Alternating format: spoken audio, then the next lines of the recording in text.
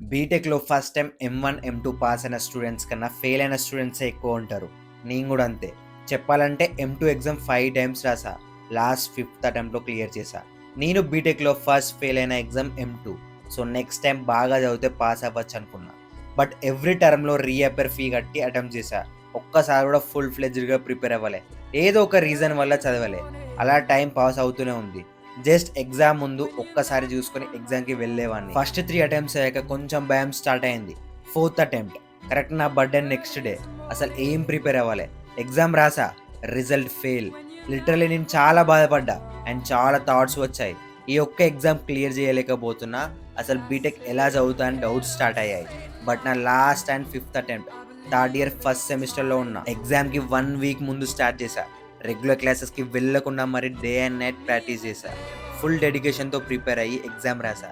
And ఈసారైనా pass అవుతానని డౌట్‌తో బయటికి వచ్చా. కానీ ఎట్ లాస్ట్ పాస్ అయ్యా. నిజం చెప్పాలంటే M2 హార్డ్ కాదు.